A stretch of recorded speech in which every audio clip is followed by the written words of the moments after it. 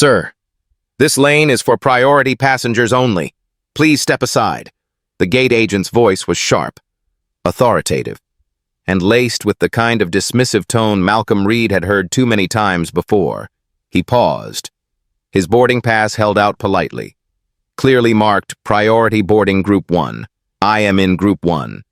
Malcolm replied calmly, offering the pass again. The agent, a white woman in her early 40s named Cheryl, did not even glance at the document. Instead, she crossed her arms, her eyes narrowing. That's not possible. Priority is reserved for our premium customers and business travelers. Several passengers standing nearby turned to look. A few raised eyebrows, others smirked knowingly, assuming they were witnessing a man trying to sneak into a boarding group where he did not belong. Malcolm remained composed. At 6 feet 2 inches tall, dressed in a tailored charcoal gray suit and a crisp white shirt without a tie, he presented the image of someone accustomed to business travel. His leather briefcase bore subtle signs of use. Not ostentation, but none of those details seemed to matter to Cheryl. Sir, she repeated, her voice rising just enough for others to hear. This lane is not for general boarding. I am not general boarding, Malcolm answered, his tone steady. Please scan my pass. It should resolve the confusion. Behind him, a line of passengers grew restless. Whispers began. Someone muttered, always trying to cut the line. A middle-aged man in a golf polo and khakis chuckled and nodded in agreement. Still, Malcolm did not react. Years in corporate negotiations had taught him patience. Years as a black executive had taught him resilience. Cheryl sighed dramatically and reached for her scanner. The moment the boarding pass beeped and the screen displayed Priority Group 1, her demeanor should have shifted. It did not. Instead, she frowned and shook her head. There must be a system error, she declared loudly. This can't be right. I assure you. It is, Malcolm responded. Cheryl waved over a younger male employee wearing a security badge. Tom, escort this gentleman back to the general boarding area. I'll deal with this after priority passengers have boarded. Tom, barely in his 20s, hesitated, but his pass says, do as I said. Cheryl snapped. Before Malcolm could object, Tom placed a firm hand on his elbow. Sir, please step aside. Malcolm stood his ground. I have complied with every instruction. I will not be moved without cause. The murmurs around them swelled into full conversations. Passengers speculated openly. One woman whispered loudly enough to be heard. Some people just don't understand how things work. An older couple shook their heads in silent disapproval. Malcolm recognized the look. It was not unfamiliar. It was the same look he had encountered decades ago when he was a young man in business school. The same look in corporate boardrooms when someone underestimated him before he spoke. I would like to speak with the gate supervisor, Malcolm requested, his voice still controlled. You are speaking to her, Cheryl replied smugly.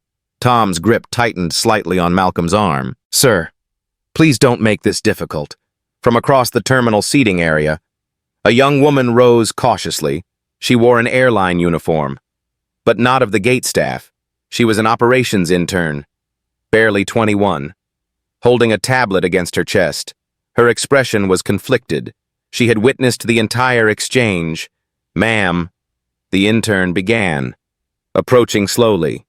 His pass is valid. The manifest lists Mr. Malcolm Reed as a priority passenger. I verified it during check-in. Cheryl's eyes flashed with irritation. This does not concern you. It does if a passenger is being denied rightful boarding. The intern insisted. Malcolm turned slightly toward the young woman. In her, he saw not just an employee, but a potential ally. Yet he also recognized the risk she was taking. Return to your duties. Emily. Cheryl barked. Emily froze, uncertain.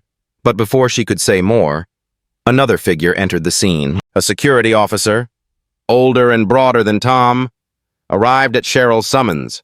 Remove him from the gate area, Cheryl ordered confidently. Malcolm did not resist.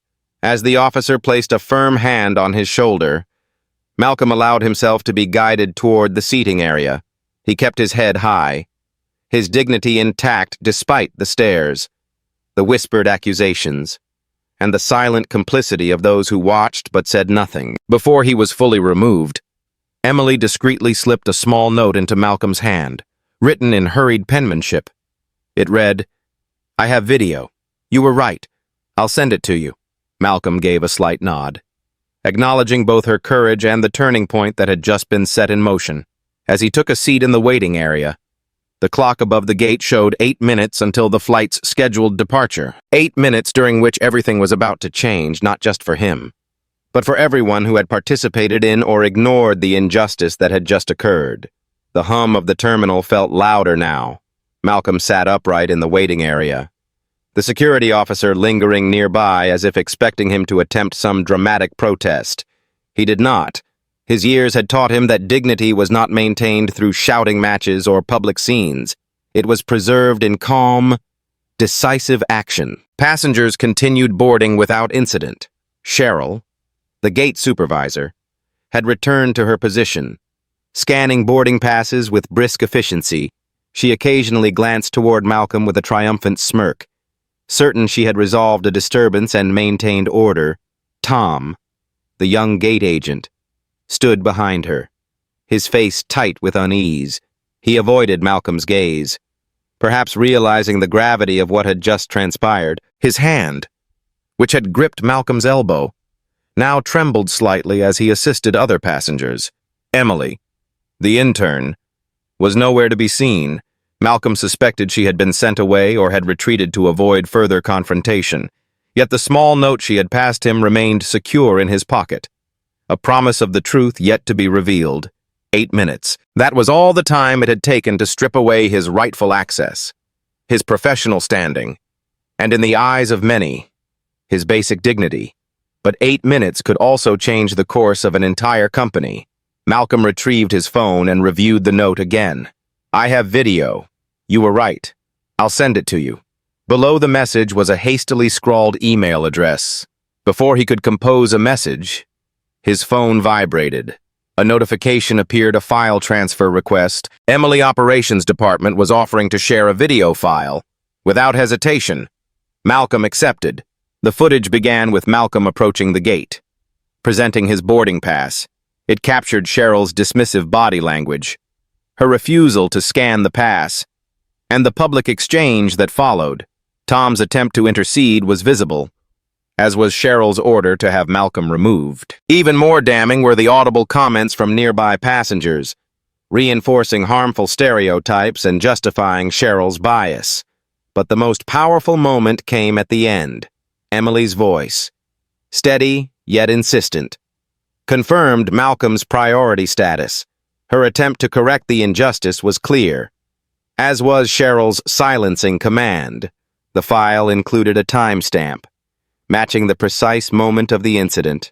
No editing, no ambiguity, just the unfiltered reality. Malcolm forwarded this video to his legal counsel and to the executive communications team at his company. He typed a brief message. "This incident concerns an airline we recently acquired. I require immediate response coordination. Prepare statements and have the HR and legal departments on standby." He pressed send. Years of executive leadership had taught him that timing was everything. The correct response was not reactive, but proactive. Not angry, but authoritative. The security officer shifted uncomfortably nearby. Malcolm looked up and addressed him directly. "You may inform your supervisor that there is no need to detain me further." Malcolm said evenly, "I am not a threat. I am a priority customer who has complied with every instruction." Despite being subjected to clear discrimination, the officer hesitated, his earlier confidence waning. "I'll check with Ms. Cheryl." "Do that," Malcolm replied. As the officer walked away, several passengers who had previously averted their gaze now watched Malcolm cautiously. Some appeared uneasy. Others wore the defensive expressions of those who feared they had chosen the wrong side of a public confrontation. Malcolm did not acknowledge them. He had no interest in public validation or shallow apologies. Moments later, Emily reappeared, her face tense but determined. She approached cautiously, glancing over her shoulder to ensure Cheryl was not watching. I sent the full video and the manifest records to your email as well. She whispered. Your name is listed under Group 1. The system shows it clearly. Cheryl overrode it manually.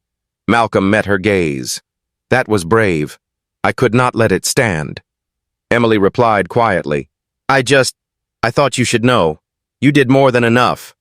Malcolm assured her. Emily nodded and hurried away. Returning to the operations desk where she would hopefully avoid Cheryl's attention for the moment, Malcolm's phone vibrated again. His legal team had reviewed the video. The response was swift. Clear violation of customer rights and corporate anti-discrimination policies. We are proceeding. Be prepared to address staff immediately. Malcolm stood. His dignity had never truly been lost. It had merely been disregarded by those who assumed they had the authority to strip it away. They were mistaken. As Cheryl prepared to close the boarding gate, Malcolm calmly approached. Stopping at a respectful distance, several passengers paused. Sensing something had shifted, I will be boarding this flight, Malcolm said. His voice calm but resolute. Cheryl's smug expression returned. Sir, I've already explained, before she could finish. Malcolm's phone rang, on the screen. The caller ID read, Corporate Oversight. North American Aviation Holdings. He answered. This is Reed. The voice on the line was crisp and deferential.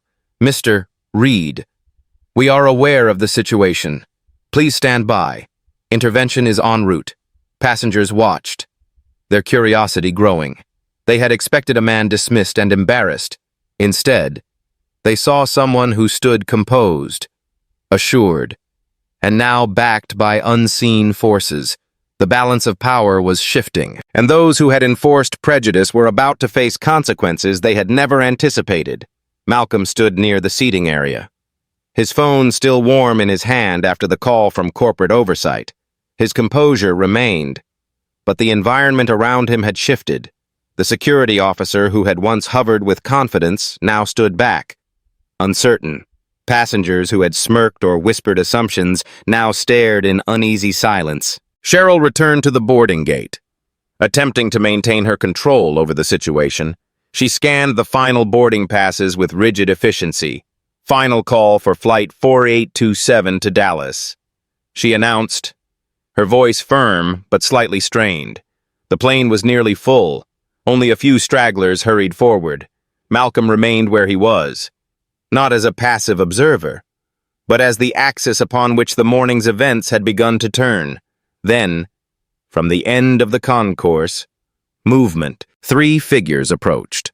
The first, a tall black man in a tailored dark gray suit with an airline operations badge clipped to his breast pocket. The second, a woman with silver hair, sharp eyes, and a navy business dress, carrying a tablet under her arm.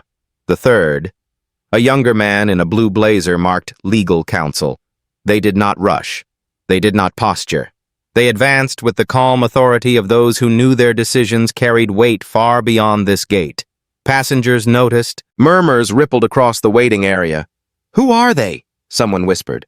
I think something serious is happening. Another replied. Cheryl straightened as the trio reached the gate. This is a restricted area. Please remain behind. The silver-haired woman lifted a hand. Cheryl Munson. I am Diana Collins, Vice President of Customer Experience and Compliance. This is Anthony Barrett from Executive Operations and Mr. Jonathan Cruz from the Legal Division. Cheryl's mouth opened slightly, but no words emerged. Anthony Barrett continued, his tone level but leaving no room for doubt. We are here regarding an incident involving Mr. Malcolm Reed. At the sound of his name, Malcolm rose to his full height. His briefcase remained by his chair, untouched, as if to signal that he had never truly settled into the role of a mere bystander. I am Malcolm Reed, he stated clearly, ensuring every person nearby could hear. Passengers leaned forward in their seats. A few pulled out their phones, discreetly beginning to record. Barrett turned to Malcolm. Mr. Reed, I apologize for the delay. We received your communication and the accompanying video evidence. We are prepared to proceed. Cheryl found her voice at last. Proceed. There's no need for... There is every need. Diana Collins interrupted. An inquiry has confirmed that Mr. Reed holds priority Group 1 status and was removed from the boarding area without cause. Additionally, the override of his boarding status was unauthorized and constitutes a breach of policy. Malcolm remained silent, allowing the executives to do what they had come to do. Tom, the young gate agent, edged backward. His earlier uncertainty had turned into visible fear. Barrett gestured toward Cheryl. Effective immediately. You are relieved of your duties pending a full investigation. Please surrender your access credentials to security. Cheryl's face turned pale. You can't do this without consulting regional management. Diana Collins did not raise her voice. Regional management has already been notified. This directive comes from the office of the Chief Executive Officer, as if summoned by those very words. More movement appeared at the end of the concourse. A fourth figure joined the scene, a white man in his early 60s, dressed not in casual travel attire but in a three-piece suit bearing the subtle insignia of the parent company, North American Aviation Holdings. The man paused briefly, scanning the faces before him, then approached Malcolm directly. Mr. Reed, he began, extending his hand. I am Stephen Caldwell, Chief Executive Officer of North American Aviation Holdings. I am deeply sorry for what has transpired. Cheryl staggered back as if struck. Her eyes darted between Caldwell and Malcolm, confusion and fear warring across her face. But she began. Stephen Caldwell continued without acknowledging her protest. Mr. Reed is not merely a priority customer. He is the majority shareholder of North American Aviation Holdings. Following the acquisition finalized 2 weeks ago, his authority supersedes all regional and departmental decisions. The murmurs in the terminal grew louder. Several passengers gasped audibly. One woman who had earlier dismissed Malcolm now placed a hand over her mouth, shame flooding her features. Malcolm shook Caldwell's hand firmly. Thank you, Mr. Caldwell, but I prefer to handle this matter directly. The CEO nodded. Stepping back, Malcolm turned toward the passengers and staff who had witnessed every moment of his humiliation and its aftermath. His next words would mark the turning point of not only the day, but of the airline's culture itself. Malcolm took a moment before speaking, not for effect, but to choose words that would leave no room for misunderstanding. Years in boardrooms and federal negotiations had taught him that clarity mattered more than volume. I boarded this morning not as an executive or shareholder, but as a passenger who paid for a service and expected the dignity afforded to every traveler, regardless of race, wealth, or status. He began. His voice carried easily across the quiet terminal. Passengers leaned in, some with expressions of embarrassment, others now openly supportive. What occurred here was not a misunderstanding. Malcolm continued. It was a deliberate choice to disregard the documented status of a passenger based solely on assumptions and prejudice. That choice was not made by the computer system or a clerical error. It was made by individuals. Cheryl's face reddened, her earlier bravado crumbling beneath the weight of the gathering judgment. Stephen Caldwell, the CEO, stood silent behind Malcolm, giving no indication of disagreement. I hold positions of authority in many rooms across this country, Malcolm said, his gaze sweeping the terminal.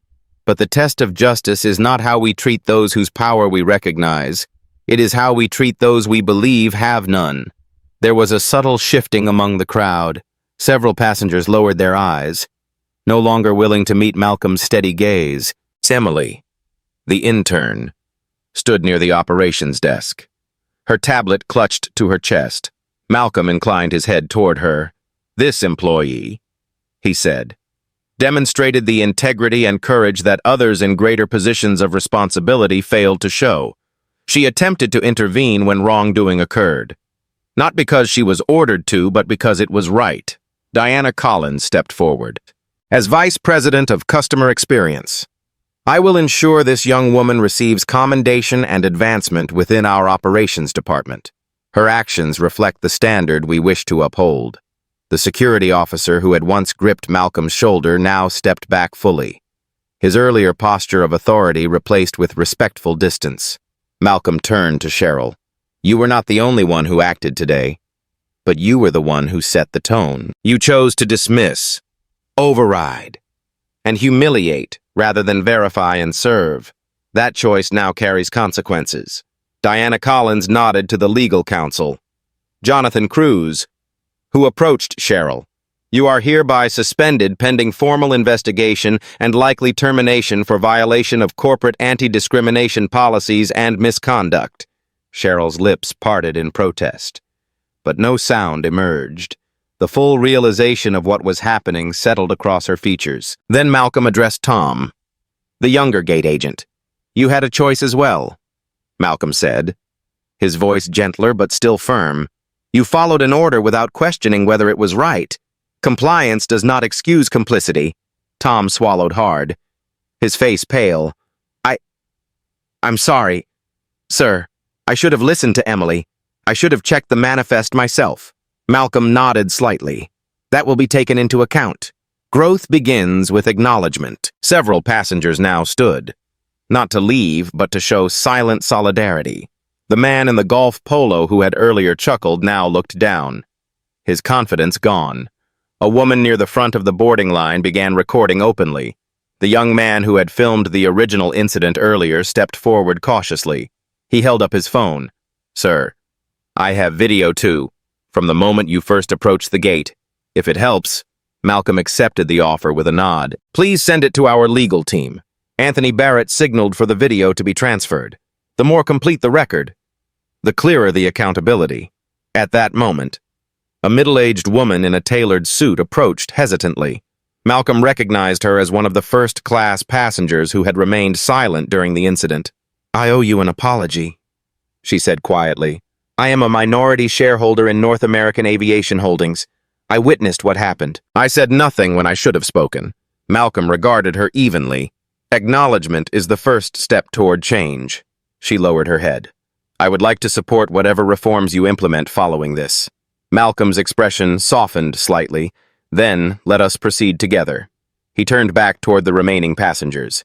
This is not the end of a conflict. It is the beginning of accountability.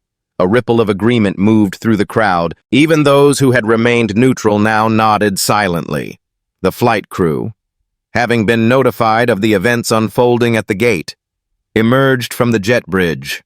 The captain, a veteran pilot with salt and pepper hair, approached Malcolm. Sir, if you choose to board, we will delay departure briefly to ensure this matter is resolved to your satisfaction. Malcolm shook his head. I will not board until those responsible are formally removed from duty and until a message is delivered to all staff that discrimination, subtle or overt, will not be tolerated. Stephen Caldwell stepped forward once more. That message will be delivered now. Stephen Caldwell turned to Diana Collins. Notify Human Resources and Corporate Communications. This situation now represents a company-wide learning moment, not just an isolated error. Diana nodded and tapped quickly on her tablet. It's already in progress. A notice will go to all airport staff within the hour, reinforcing our core policies on respect, equity, and the consequences of discrimination. Malcolm addressed the assembled passengers and employees once more. Let me be clear. Today's incident was not unique. Similar moments occur every day in airports, hotels, stores, and offices across this country. Too often, they go unnoticed or unchallenged.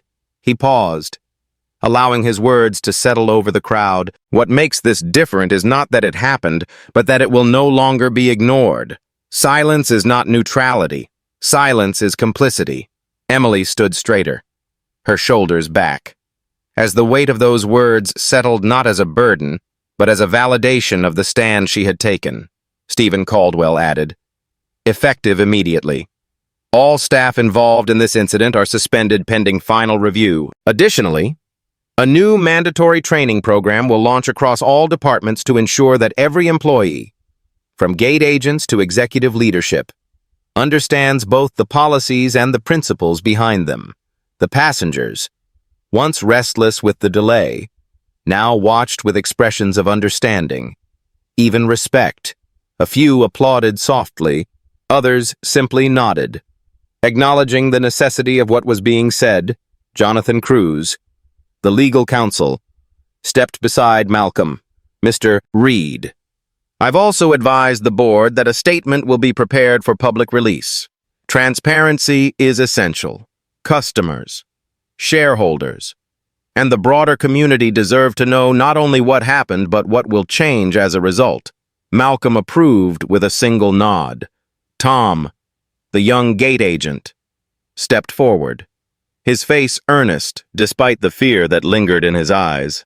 Sir, if you allow me, I'd like to participate in the training program, not because I have to, but because I need to learn how to do better. Malcolm regarded him quietly for a moment before answering. That willingness to grow is what separates those who improve from those who repeat their mistakes. You will be given that opportunity. Cheryl, standing off to the side, had fallen silent. Her earlier protests had dissolved into resignation. She turned away, escorted by security at Diana Collins' direction. As she passed Malcolm, she paused. I didn't know who you were, she whispered. Malcolm met her gaze without anger. That is precisely the problem. The statement carried no malice, but a truth she could not refute. Cheryl lowered her eyes and continued toward the terminal exit. The crowd remained hushed, the full weight of the moment pressing upon everyone present. Stephen Caldwell addressed the passengers. Ladies and gentlemen, we regret the delay and the circumstances that caused it. Your patience today has allowed us to confront an issue that affects not just this flight, but the integrity of our company as a whole. He gestured toward Malcolm. We are grateful to Mr. Reed not only for his patience, but for his commitment to holding us accountable. His actions today will result in lasting change. Passengers now applauded openly. Some stood. Even those who had once dismissed Malcolm's presence now joined the acknowledgement. The captain of Flight 4827 approached Malcolm. Sir, your seat is waiting whenever you are ready. Malcolm nodded, but then addressed the passengers once more. I will board not because the issue has been resolved entirely, but because the process of accountability has begun. Real change takes time and consistency. Today, we have taken the first step. As Malcolm gathered his briefcase and approached the gate, Emily walked beside him. Thank you for standing up not just for yourself, but for all of us who have ever felt powerless in these situations. He smiled slightly. Thank you for not remaining silent. It made all the difference. As he crossed the threshold of the jet bridge, passengers continued their quiet applause. Phones lowered. Conversations shifted from gossip to reflection. The flight crew stood respectfully as Malcolm entered the aircraft. Passengers already seated offered small nods, some apologetic, others supportive. In that moment, it was not wealth, title, or influence that defined Malcolm Reed. It was the dignity he had preserved and the accountability he had demanded not just for himself, but for every traveler who might otherwise face the same injustice, and for the airline, for Cheryl, and for every silent witness in that terminal. The true boarding process had only just begun. The following morning, the sun had barely risen over the skyline when the first official announcement was released by North American Aviation Holdings. The statement bore not the usual corporate jargon, but a direct, unequivocal acknowledgement of the events that had unfolded at Gate C-17. Effective immediately, Cheryl Munson, Gate Supervisor, and all staff found complicit in the discriminatory actions against Mr. Malcolm Reed have been terminated following an expedited but thorough investigation. This decision reflects our unwavering commitment to equity, dignity, and the accountability required to restore trust among our passengers and employees alike. Within an hour, national media outlets had seized upon the story. News anchors recounted the incident, quoting Malcolm's words from the terminal. The video taken by the young man who had recorded the original confrontation spread rapidly across social platforms. Hashtags emerged. Among them, #boarding with dignity and #accountability. In aviation, some viewers expressed outrage. Others, particularly older Americans who had themselves experienced or witnessed similar injustices throughout decades of air travel, voiced their support for the decisive actions taken by Malcolm and the airline's leadership. By noon, Malcolm was seated in the executive boardroom at company headquarters. The same silver-haired Diana Collins, Anthony Barrett, and Jonathan Cruz were present, joined by senior leaders from human resources, public relations, and legal affairs. Stephen Caldwell, the CEO, opened the meeting with no preamble. "Mr. Reed, we owe you more than an apology. We owe you systemic change. That begins today." Malcolm nodded. "Then let us ensure the actions we take are not merely performative, but transformative." Diana Collins presented a report summarizing the investigation's findings. It documented not only Cheryl's override of Malcolm's priority status, but also a troubling pattern of similar behavior by her and a handful of staff members in previous incidents. Most had not escalated to the same public visibility, but patterns of selective enforcement and dismissive treatment of certain passengers had been consistent. In addition to Cheryl's termination, Diana continued, the 2 security officers involved have been suspended, pending retraining and reevaluation. Tom, the young gate agent, has been offered placement in a new development program focusing on equity and inclusive service standards. Malcolm agreed. Tom demonstrated the capacity for growth. That should be cultivated, not punished. Jonathan Cruz added, "Our legal review has concluded that, while Cheryl's actions did not constitute criminal behavior, they did violate federal anti-discrimination laws and company policy. Our response sets a clear precedent." Malcolm glanced at the assembled team. "What about the passengers? Those who witnessed and contributed to the humiliation?" Anthony Barrett replied, "Several have come forward voluntarily, offering formal apologies. One, a minority shareholder, has requested to work directly with our Corporate Diversity and Inclusion Task Force." Malcolm considered this. Good. Accountability should extend beyond employees. Culture is shaped not only by policy, but by the expectations of every individual who participates in it. Diana Collins presented the final piece of the plan. "We will launch a comprehensive training program across all departments, designed in consultation with civil rights experts and customer advocacy groups. It will go beyond compliance, teaching employees to recognize both overt and subtle biases, to intervene appropriately, and to uphold the values we claim to represent." The public relations officer spoke next. "We will not attempt to bury this incident. Instead, we will publicize the reforms as evidence of our commitment to meaningful change." Malcolm agreed. Transparency will earn more trust than silence. That afternoon, another press release was distributed. North American Aviation Holdings announces the launch of the Dignity in Service initiative, a mandatory training and certification program for all employees, from frontline staff to executive leadership. This program, developed in collaboration with civil rights leaders and customer experience experts, will be fully implemented within the next 6 months. Every staff member will be evaluated not only on technical performance, but on adherence to principles of dignity, respect, and accountability. News of the initiative was met with widespread approval.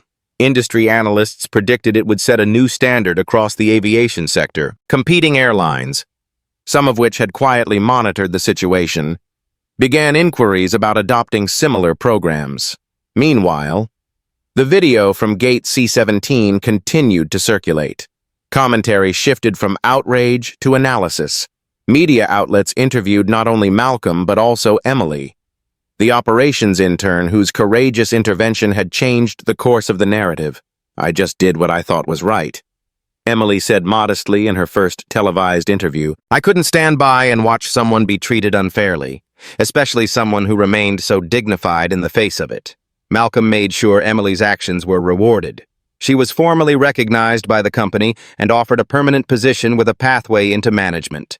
Her promotion sent a clear message to all employees. Silence was no longer an acceptable response to injustice. Passengers from Flight 4827 also began sharing their own reflections. Some admitted to feelings of shame for their earlier silence. Others expressed admiration for how the situation had been handled once the truth came to light. Perhaps most symbolic was the public statement made by the minority shareholder who had apologized to Malcolm in the terminal. "I stood silent when I should have spoken. I have since committed my resources and influence to ensure that no passenger under my airline's banner experiences such treatment again. We must all be part of the solution." The ripple effect extended beyond the airline. Advocacy groups cited the incident as a catalyst for broader conversations about customer rights and accountability within the service industry. Malcolm was invited to speak at conferences, his words shaping not only corporate policies, but public discourse. Toward the end of the week, Malcolm received a confidential offer from another major airline. They requested his counsel in developing their own diversity and inclusion strategy. He declined politely. "My priority remains with ensuring that the reforms we've begun here are fully realized. This work is not transferable. It is personal." By Friday, Gate C-17 had been quietly redesigned. The counter staff now operated under new protocols. A placard had been installed where passengers could easily see it. "Every passenger deserves respect. If you experience or witness discrimination, please alert a staff member immediately. We are committed to accountability and dignity for all." Malcolm visited the gate discreetly one morning. He watched as staff treated each passenger with the courtesy and fairness they deserved, regardless of appearance or assumed status. When a passenger in a worn jacket and faded jeans approached the counter nervously, the new supervisor greeted him with the same professionalism offered to every traveler. "Welcome, sir. How may I assist you?" No hesitation, no assumptions. Malcolm smiled faintly. Change had begun, and this time, it would not be temporary. In the weeks following the public announcement of the Dignity in Service initiative, Malcolm found himself not only the catalyst of reform, but the steward of its implementation. True change, he knew, did not end with a press release or the dismissal of a few employees. It required persistence, vision, and the courage to face both resistance and doubt. At company headquarters, training sessions began. They were not mere compliance workshops filled with stale slides and hollow slogans. Instead, experts in civil rights, human behavior, and customer service collaborated to create an immersive experience. Employees were placed in realistic scenarios designed to challenge assumptions and confront unconscious bias. Role-play exercises revealed the small, almost invisible prejudices that could snowball into major incidents. Even senior executives, including Stephen Caldwell himself, participated. No one was exempt. Tom, the young gate agent, attended the first session. His earlier fear had transformed into determination. He spoke candidly about his failure to question Cheryl's orders and his commitment to doing better. His vulnerability resonated with other frontline employees who had once prioritized obedience over judgment. Growth begins with acknowledgement. Malcolm had told him at the terminal. Now, Tom embodied that principle. Emily, the intern, now held a full-time position as an operations coordinator. Her promotion was not symbolic but practical. She contributed to the training curriculum. Sharing her experience as a witness who chose action over silence, passengers, too, began to notice the difference. Staff members greeted travelers with a renewed sense of purpose. Questions were answered patiently. Boarding procedures emphasized fairness. Complaints were addressed promptly, not deflected. One elderly passenger, a retired school teacher, remarked to a flight attendant, "I've flown with this airline for 20 years. This is the first time I feel like I'm not just tolerated but genuinely welcomed."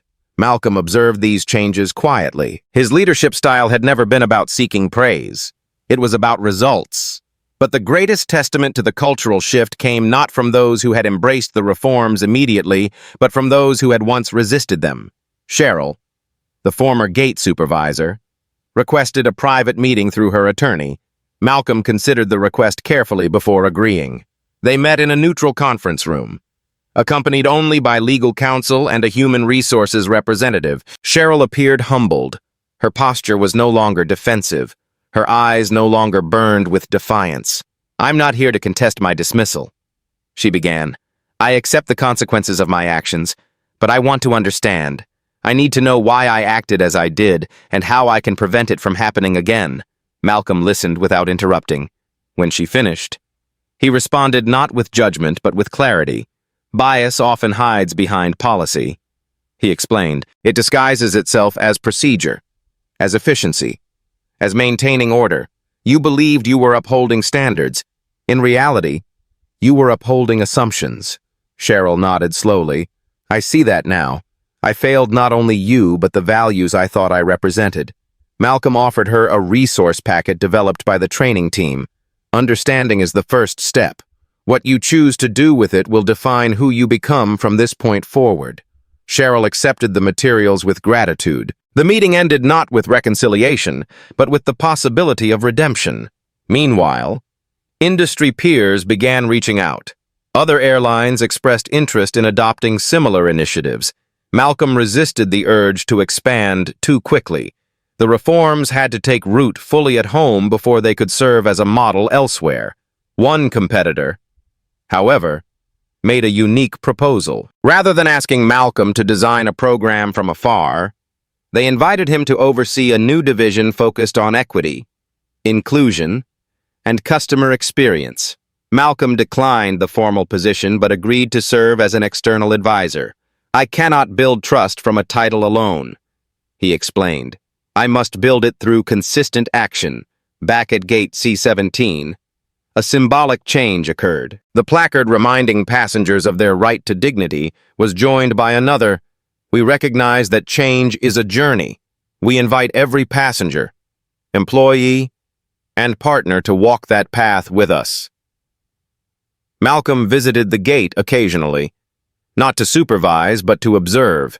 He watched as staff members applied the principles they had learned, sometimes faltering, always improving. One morning, as he prepared to board a flight, he noticed Tom assisting an elderly woman whose boarding pass had failed to scan properly. Rather than dismissing her or assuming error, Tom calmly verified her information and personally escorted her to her seat. Nearby, Emily coached a new hire on how to handle a passenger's complex travel request with patience and respect. Malcolm smiled quietly. The changes were not yet perfect. Mistakes still occurred, but the culture had shifted. Silence was no longer the default response to injustice. Staff members and passengers alike understood that dignity was not a luxury reserved for the privileged, but a right inherent to all. And as Malcolm boarded his flight, he carried not just a briefcase filled with reports and strategies, but the knowledge that the seeds of lasting change had been planted. They were growing, and they would continue to grow because ordinary people had chosen to make them grow. 2 months after the incident at gate C-17, Malcolm returned to the same airport, this time not for a meeting or a crisis, but for a personal trip. The terminal had changed, not in its architecture or decor, but in its atmosphere. The energy was calmer, more attentive, more respectful. He approached the check-in counter without fanfare. The staff greeted him not with recognition of his status, but with genuine courtesy offered to every passenger. Good morning. Sir, welcome. May I assist you with your check-in today? The attendant asked. Malcolm smiled. Just verifying my seat. Thank you. The process was swift and professional. No assumptions, no second-guessing, just service delivered as it should be. As he walked toward the security checkpoint, he noticed the placard still displayed prominently at gate C-17. Every passenger deserves respect. If you experience or witness discrimination, please alert a staff member immediately. We are committed to accountability and dignity for all. Beneath it, the new sign added in the wake of the reforms remained, we recognize that change is a journey. We invite every passenger, employee, and partner to walk that path with us. At the boarding gate, Emily stood supervising a group of trainees. Her expression was focused but warm.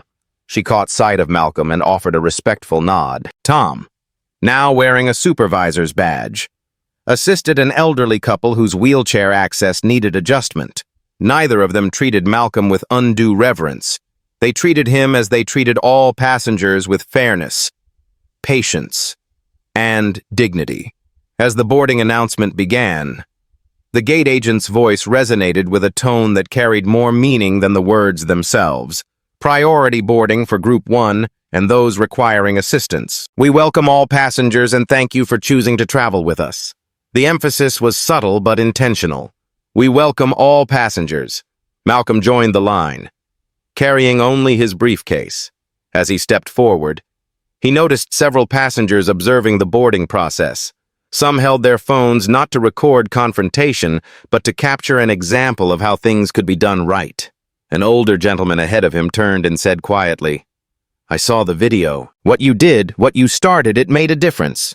Malcolm responded simply, "Thank you. It was never just about me." The man nodded.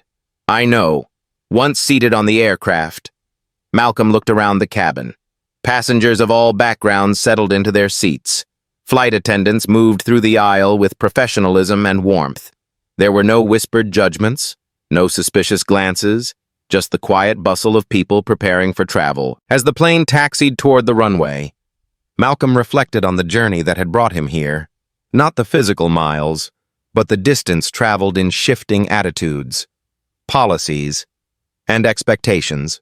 Justice, he had always believed, was not a destination. It was a continuous process. It required vigilance, courage, and the willingness to speak when silence would be easier. The reforms implemented were not perfect. They never would be, but they were real. They were making a difference. And they would continue to evolve because people at every level had chosen to embrace them. As the aircraft lifted into the sky, Malcolm looked out over the landscape below. Cities, neighborhoods, and countless lives stretched beyond the horizon. Change was possible. Change had begun. And for every passenger who boarded that day and every day to come, dignity was no longer a privilege. It was a promise. If you believe in dignity and justice for every traveler, share this video and subscribe for more powerful stories. Your voice can help create lasting change.